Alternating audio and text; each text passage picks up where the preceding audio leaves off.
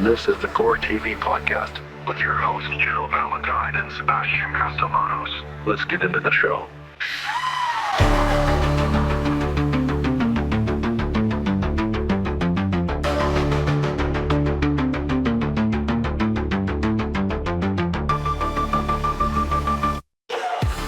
All right, so get this. Today's deep dive is a little different. We're going deeper than usual into, well, Hello Kitty Online.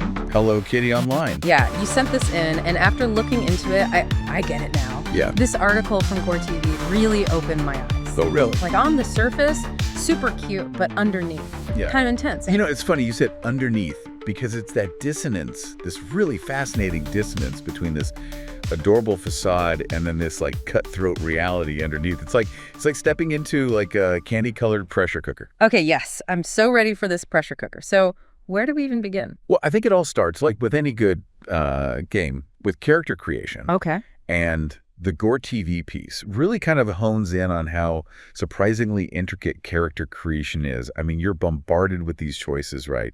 From like hairstyles, every color of the rainbow, outfits. I mean, it would put like a runway to shame. Wait, real? Okay, I get it. You want your avatar to look cool, but it's Hello Kitty. Like, what's the big deal? Well, it's not just about looking cool, though. It's about, the article kind of hints at this. It's about like navigating these subtle social cues that are embedded in the game. Because your appearance, it kind of influences how other players perceive you, how they interact with you. Oh, okay. And you might find yourself, without even knowing, by choosing the wrong outfit, Yeah. you know, in a virtual clique that you never asked to be a part of, Yeah. or worse, like a target of social exclusion. Wow, so it's like high school all over again, but like with more pink. Exactly. Oh, man. Okay. And speaking of like social landmines, this whole friend request system, that sounds a little intense, you know? Yeah. What's the deal with that? Imagine like a constant barrage of friend requests, Okay. but each one, right, it's like this potential alliance, or you risk like unknowingly offending another player. GoreTV, they called it social combat, where like even rejecting a request Yeah. could have these like unforeseen social consequences in the game. So you're telling me turning down a Hello Kitty friend request? That's like the equivalent of like wearing pink on a Wednesday. Like, that's a big no-no. Yeah, in a way, yeah. Oh my gosh. It really speaks to like this very human need to belong for that acceptance, even when we're talking about the digital world, right? Yeah. And it's that fear of like that social rejection that, oh no, I'm missing out, that it's something we deal with like online and offline. And it makes you wonder, like, is this all like by design? Like, did the game developer, are they like intentionally trying to recreate like real world, like high school drama, but in Hello Kitty form? It's whether it's intentional or not, it's a fascinating phenomenon. You know? And it doesn't end there. Oh, no. Because we haven't even gotten into like the fetch quests, right? Oh, boy. Here we go. Remember those? Yeah. They're in every game. Yeah. But Hello Kitty Online, it takes it to another level. Oh, no. Okay. Okay. So we talked about virtual peer pressure, the anxiety of making the perfect Hello Kitty you, but fetch quests? Those are like in every game, right? What makes them different in Hello Kitty world? It's that, I think, the sheer like relentlessness of it all. Exactly. Like imagine, you know, you spend hours, days even, collecting, I don't know, 500 rainbow mushrooms, only to be told you need 500 more for something completely ridiculous. Oh, gosh. And it's this constant like, you know, cycle of grinding and these little rewards. Psychologists, they call this the Skinner box effect. Skinner box. Wait, hold on. Now I think I remember that. Psych 101, vaguely. Right. Give me a quick refresher, though. Basically, it's this psychological principle where you're rewarded for doing something over and over and over, and it creates this feedback loop that you know, can be kind of addictive. Okay. It's like the classic example is the rat in a cage, right? That presses a lever, gets a food pellet, Right. and they just keep pressing for more pellets. That's the Skinner box. Okay, so these never-ending quests in Hello Kitty Online, they're like that lever. Just designed to like keep you hooked on that little like dopamine hit of achievement. Even if like the reward is ultimately kind of meaningless. Yeah, you got it. You got it. Wow. Okay, well, if the quest for virtual like keychains and whatever wasn't enough, there's another layer to this whole like digital dollhouse thing, right? Yeah. The housing market, Oh, or yeah. TV did not hold back. They painted this hilarious and kind of horrifying picture of players going all in on like the most extravagant Hello Kitty homes. Yeah. Wait, so we're talking like virtual real estate here. Like who has the time, let alone like the emotional energy to care about that?